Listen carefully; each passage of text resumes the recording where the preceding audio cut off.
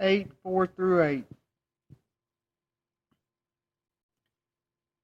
But the believers who had fled Jerusalem went everywhere preaching the good news about Jesus. Now, I made mention of this when I taught this last time, that this was part of the reason why God allowed them to go elsewhere, because they were going to carry the gospel with them as they left. And we see that here. It doesn't. All of them went to various different places. They just scattered, so they went wherever that they felt safe. But they took the gospel with them and preached it there, witnessing to non-Jewish, because the Jews were the ones that were persecuting them. So it's most likely that they would have went to a place where Gentiles were.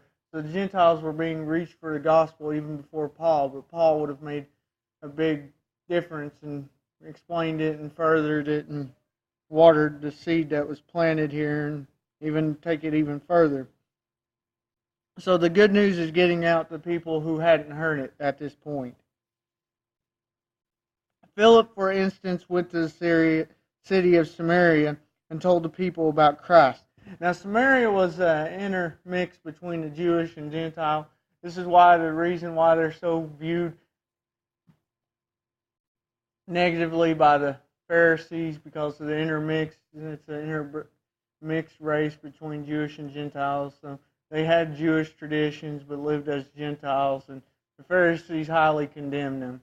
You remember the story about the Good Samaritan? Jesus used the Samaritan because people negatively viewed towards them as a people. There's a Samaritan woman at the well.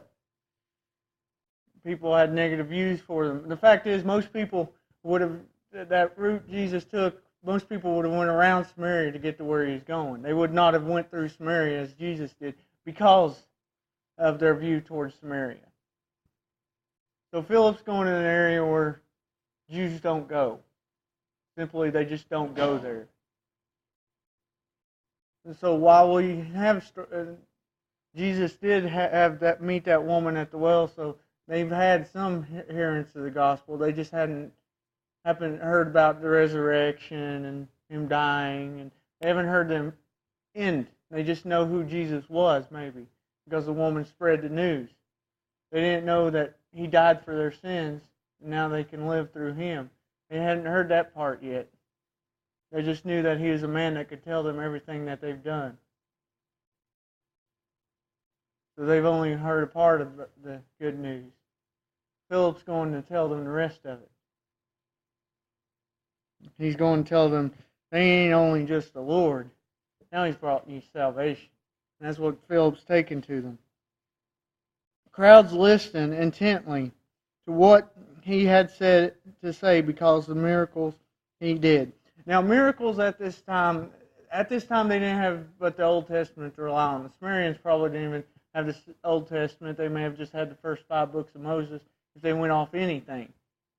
So,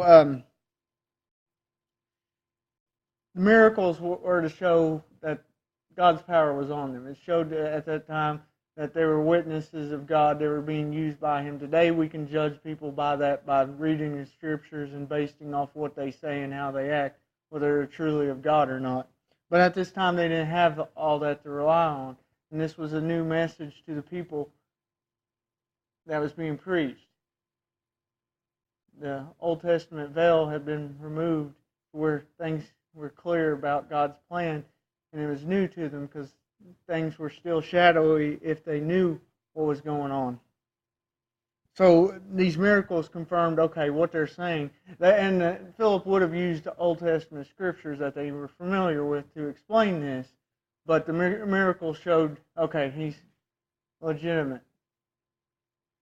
And today we can just base that off scripture, not as much needing as them performing miracles to prove God's power.